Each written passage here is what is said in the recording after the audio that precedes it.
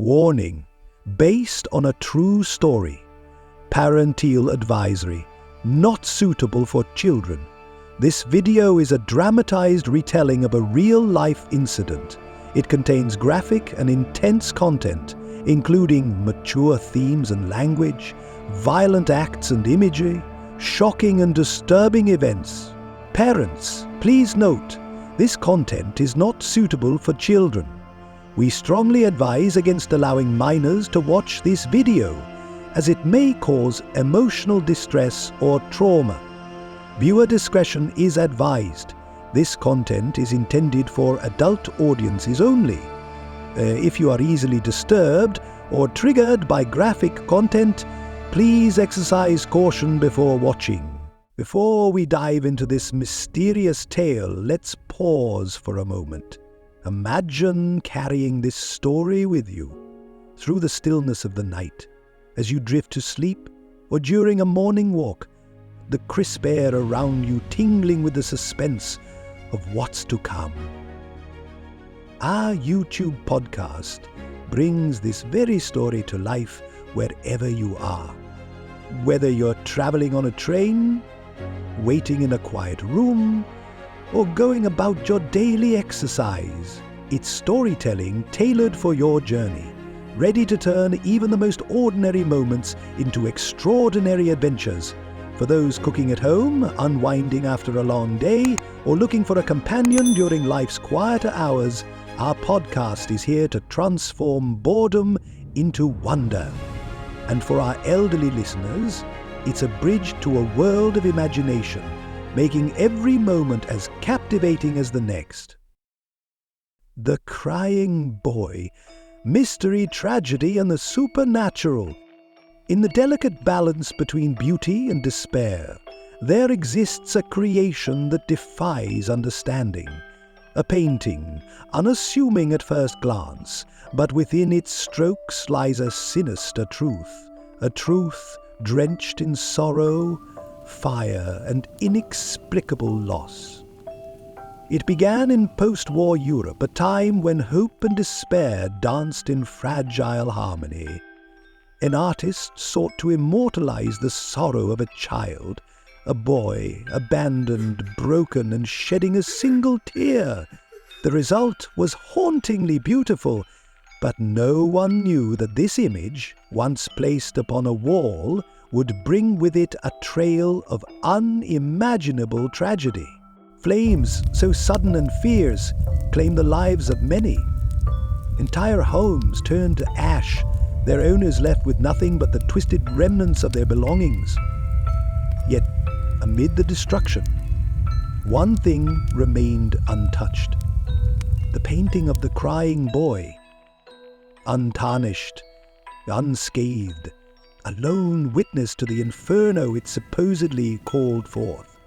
The reports were chilling. Families who brought this painting into their homes soon found themselves caught in an unrelenting storm of misfortune, a fire sweeping through their lives, leaving only the canvas intact, a silent spectator to their suffering.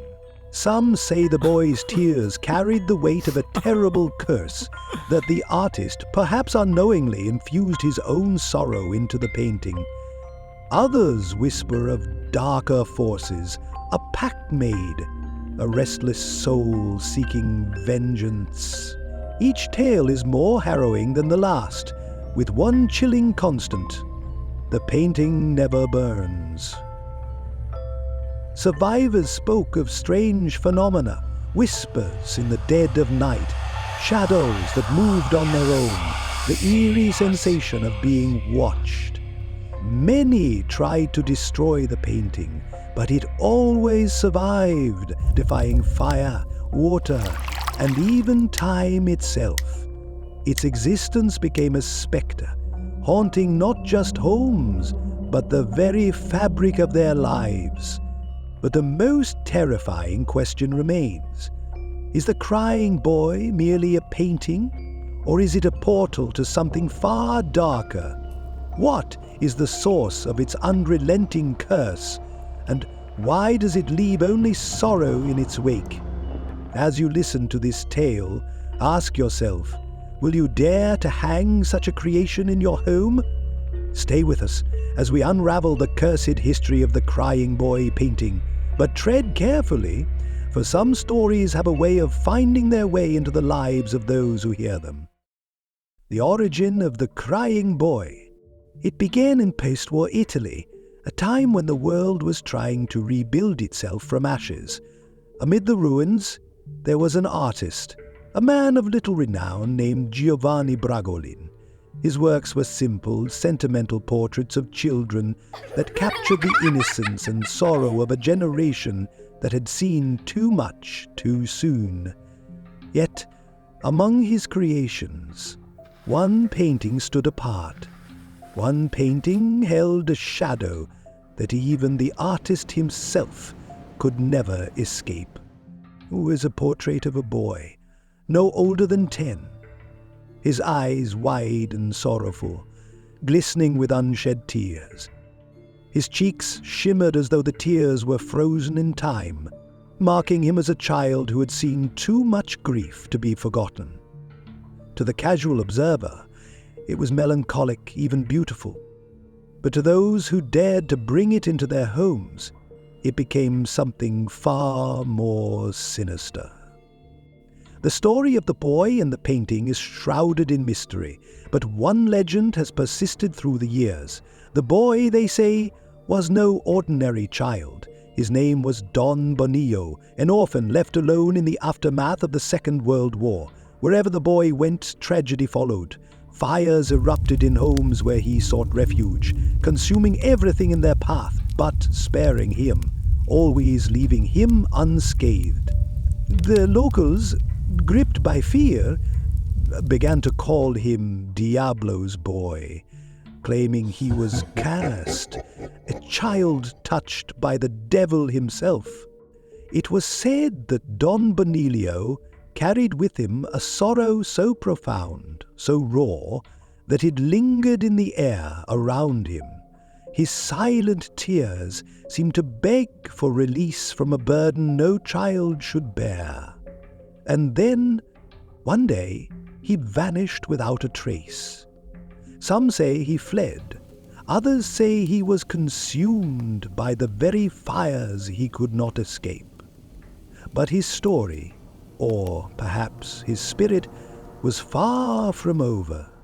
Years later, Giovanni Bragolin painted the boy.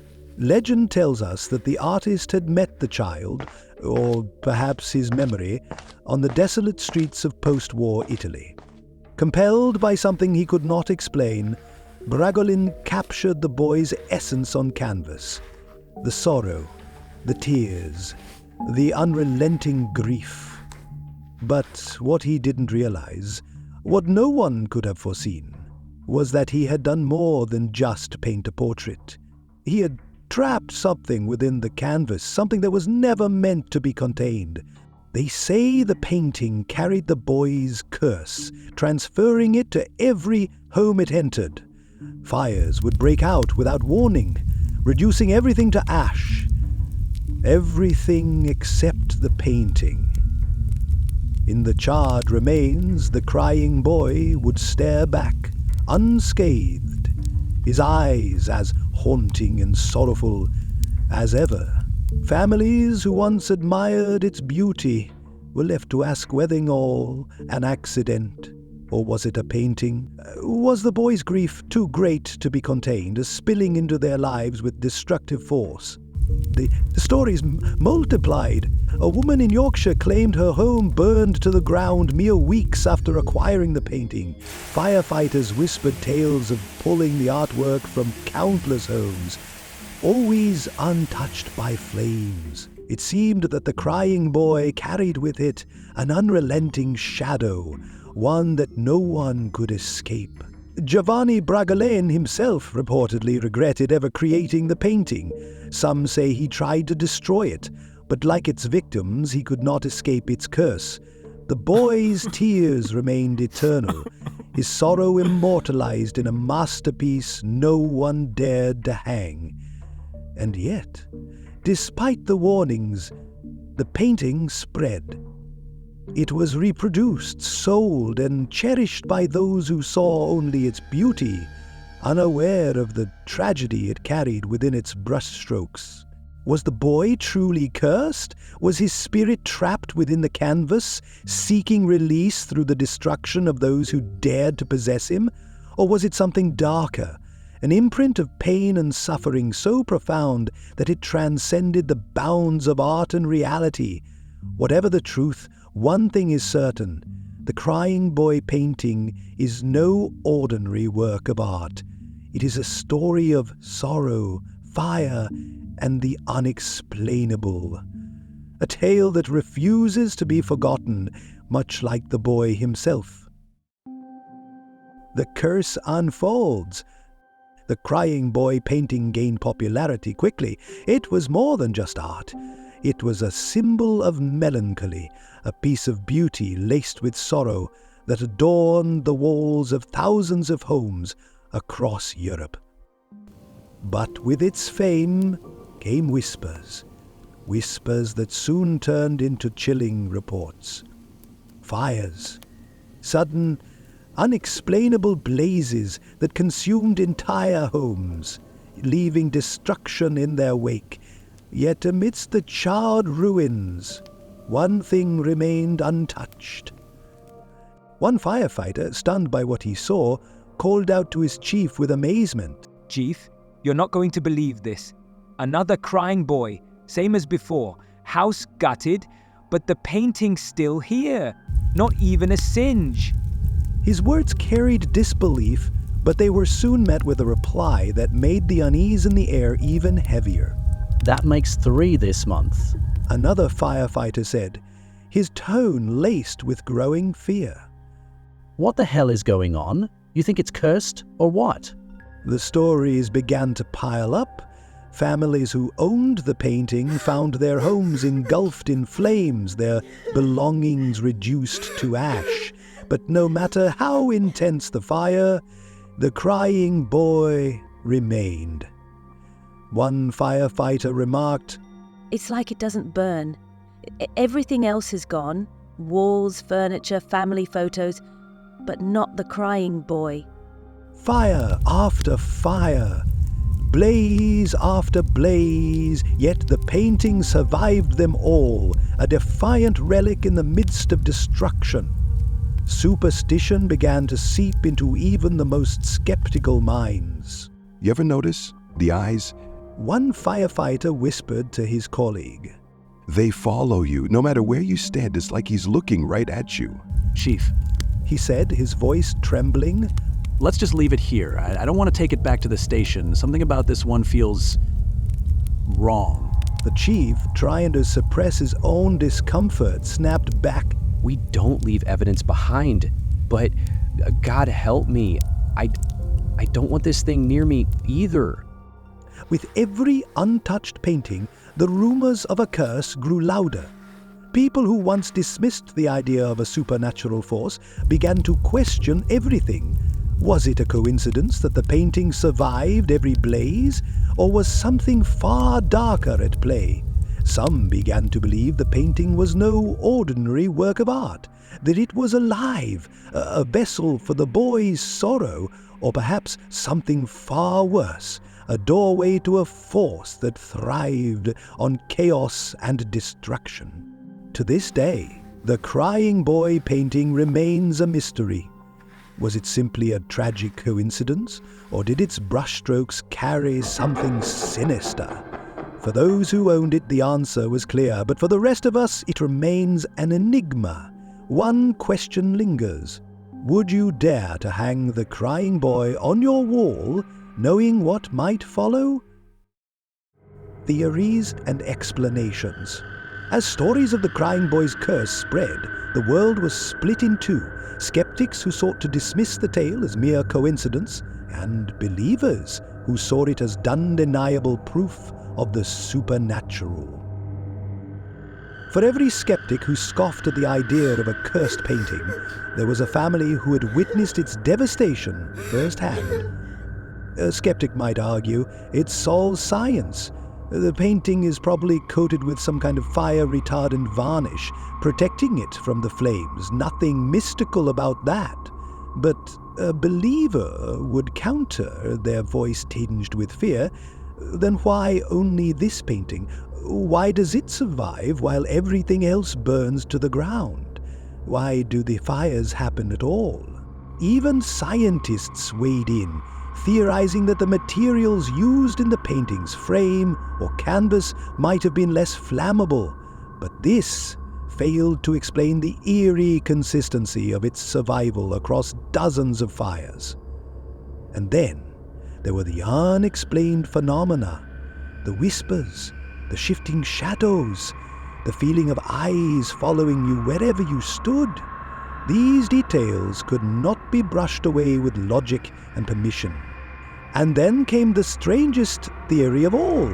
Paranormal investigators stepped into the fray, drawn by the painting's sinister reputation. They claimed its survival was no accident. It wasn't protected by varnish, they said, but by something far darker. A soul bound to the canvas, unable to escape. They whispered that the boy's spirit, trapped in eternal torment, was feeding on the destruction, reliving his pain through every fire. One investigator, after hours spent staring into the boy's sorrowful eyes, reportedly said, "It's not just a painting, it's alive. You can feel the pain, the anguish, and it wants you to feel it too." Another claimed the fires weren't random at all, but deliberate, a manifestation of the boy's grief and rage. "He doesn't want to be forgotten," she said. "The fires, they're his way of making sure we remember." But if the boy's soul was truly trapped, the question remained, how? Some believed the artist, Giovanni Bragolin, had unknowingly cursed the painting while capturing the boy's grief on canvas. Others whispered of darker possibilities, speculating that Bragolin had made a pact, whether willingly or not, with forces beyond comprehension. Perhaps the boy's sorrow had become a tether, binding his essence to the painting for eternity. The painting, they claimed, was no longer just art. It had become an object of dread, a vessel of pain that radiated misfortune. The very idea sent chills down the spines of those who owned it, turning admiration into terror. Could it truly be possible that the boy's suffering was so great, so raw, that it transcended death itself? That his spirit remained, not in peace, but in anguish, haunting those who dared to hang his portrait on their walls? The theories only deepened the mystery. Was the painting a simple work of art, misunderstood and feared? Or was it something far darker, a conduit for a sorrow so profound it refused to die? Skeptics clung to logic, but even they could not ignore the chilling pattern of events surrounding the crying boy. Perhaps the boy's story was never meant to end. Perhaps his tears will fall forever, etched into the canvas, waiting for the next fire to bring his sorrow to life once more. Eyewitness accounts. The crying boy has left a trail of unsettling tales, each more haunting than the last. Among the voices of those who dared to hang the painting on their walls, one stands out. A chilling account from Linda Marsh, a collector in London. Linda discovered the painting at a flea market, its sorrowful beauty capturing her attention immediately. She recalled the moment she first saw it, saying, "I don't know what it was. Maybe the eyes, so full of grief. I just felt drawn to it." What began as admiration quickly turned into unease. "It started small," Linda said, her voice trembling as she recounted the events. "The lights would flicker and I thought, well, maybe it's just the wiring. But then the cold spots began. I'd be in the living room, and suddenly it felt like the temperature had dropped 10 degrees, and the feeling of being watched. For weeks, Linda endured the strange occurrences, brushing them off as coincidences. But the final straw came one night. She awoke abruptly, the pungent smell of smoke filling the air. It was coming from the kitchen. I ran in and saw a small fire near the stove. I swear, I don't know how it started. But the thing that shook me the most? The painting. It was hanging right there on the wall near the flames. It should have burned, but it didn't. Not a single mark. Shaken and terrified, Lyndon made a decision. I couldn't keep it. She admitted. That morning, I ripped it apart. I tore the canvas to shreds and threw it into the fireplace. I didn't care if it was just a painting. I wasn't taking any chances. But not everyone was as fortunate as Linda. For some, the painting's presence brought devastation. They could not escape. In Sheffield, a young couple hung the crying boy in their living room, completely unaware of its dark reputation. Just weeks later, a sudden blaze tore through their home, leaving nothing but charred remains in its wake. The couple escaped with their lives, but they lost everything. Everything, except the painting. Imagine their horror as the fire brigade found the painting intact, untouched by flames, standing as though mocking their tragedy. One firefighter, unable to shake the scene, later confessed. It felt wrong, like it was watching us, like it wanted to be found. This is just two of the many stories surrounding the crying boy. Others have spoken of doors slamming shut on their own, whispers in the dead of night, and shadows that moved when no one was near.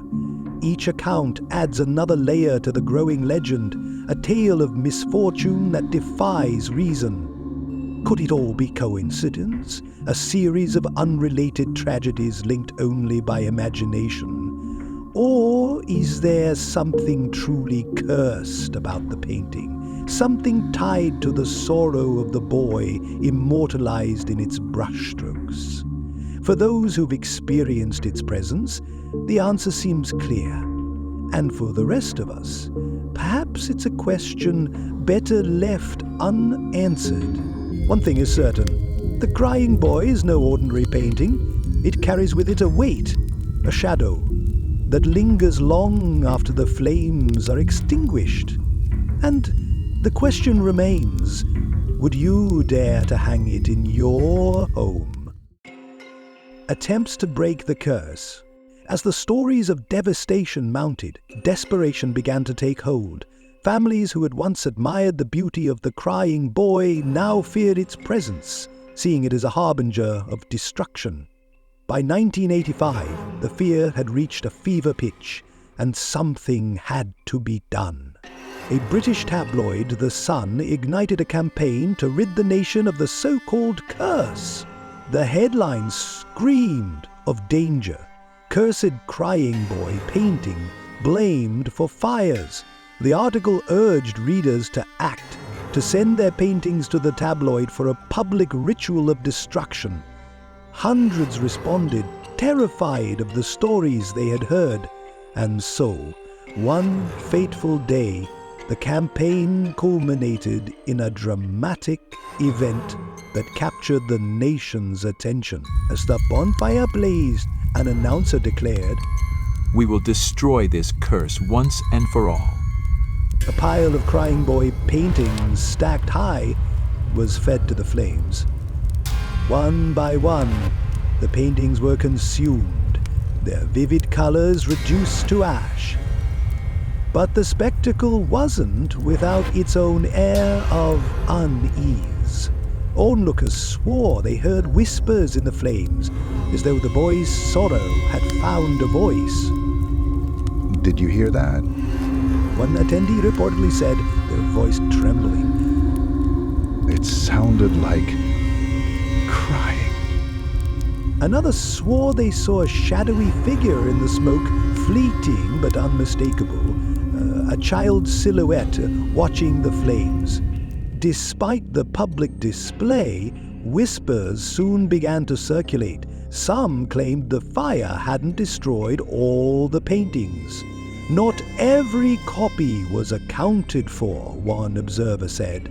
There are still so many out there, and indeed, replicas began to resurface, sold quietly in antique shops and online marketplaces. Each one carried the same sorrowful gaze, the same silent solitude. One shopkeeper described their unease when handling the painting. It's just a canvas. They said, nervously running their hand over the frame. But it feels heavy, like there's something there. I can't explain it. Another collector who purchased the painting online reported strange occurrences almost immediately. At first it was little things. They explained. Objects moving, lights flickering. But then the fire started. The curse, it seemed, refused to be extinguished. Owners across the world began to share their own stories, small accidents, eerie shadows, and even devastating fires. Each tale added weight to the belief that the crying boy's sorrow was eternal, that no flames could truly destroy it. But why does the curse persist? Was the ritual incomplete, leaving remnants of the boy's spirit scattered across the world? Or is the sorrow bound to the very essence of the painting itself, carried in every brushstroke, every gaze? Some believe the boy's grief is too great, his spirit too restless, to ever truly find peace. Perhaps the destruction of the paintings was never the answer. Perhaps the curse is not something that can be burned away. For as long as copies of the crying boy remain, so too does the question, is the curse real? And if it is, what will it take to finally set the boy's spirit free? If tales like this keep you on the edge of your seat, you've come to the right place. Welcome to Storyteller Pro, where every story unveils a new layer of the unknown. Here, we delve deep into the mysteries of the past, the whispers of legends, and the secrets hidden in plain sight. Subscribe now and journey with us as we uncover chilling accounts, thrilling adventures, and haunting tales that blur the line between reality and imagination. Join our growing community of truth seekers and adventurers, because, as we've learned, the truth is often stranger and far more captivating than fiction. The unanswered questions. Even today, the story of the crying boy refuses to fade into history. Was it mere coincidence, an exaggerated tale of misfortune spun into hysteria? Or was there something far darker behind the sorrowful eyes of the painted boy? The debate rages on. Art historians point to the mundane, composures, varnishes, or even psychological suggestion. Paranormal enthusiasts, however, tell a different story. They argue that the boy's soul lingers within the canvas, trapped and tormented, lashing out in grief. Skeptics roll their eyes, but believers, they know better. One thing remains certain. The crying boy's legacy endures. It's more than a painting now. It's a symbol, a question, and perhaps a warning. For those who dare to hang it on their walls, the question lingers, etched in every brushstroke. Are you inviting beauty into your home, or beckoning the flames? The end. Thank you for joining us on this chilling journey through the mystery of the crying boy. At Storyteller Pro, we bring stories that haunt, inspire, and captivate your imagination. If you've enjoyed unraveling this tale, don't forget to like, share, and subscribe to our channel. It helps us bring more incredible stories to life. But now, we turn to you. Have you ever encountered a strange artifact, a mysterious event, or an unexplainable phenomenon? Share your story in the comments below. Who knows? Your tale might just be the next mystery we explore. Until we meet again, stay curious, stay cautious, and remember, not all mysteries are meant to be solved. Some are best left in the shadows. We'd like to take a moment to thank our incredible viewers from around the globe. Your support means everything to us. A special shout out to our audiences in America, Australia, the UK, Europe, Germany, Asia, Japan, North America, and beyond. Your curiosity and passion inspire us to keep sharing these haunting and thrilling stories. At Storyteller Pro, we're more than just storytellers. We're companions on a journey into the unknown. Our viewers describe us as captivating, thought-provoking, and hauntingly beautiful. Your testimonies fuel our passion to dive deeper into the mysteries of the past and the unexplainable tales that surround us. Thank you for being part of this adventure. Together we uncover the extraordinary, one story at a time. Don't forget to like, share, and subscribe to join us on the next thrilling tale. And as always, stay curious, stay cautious, and keep the stories alive.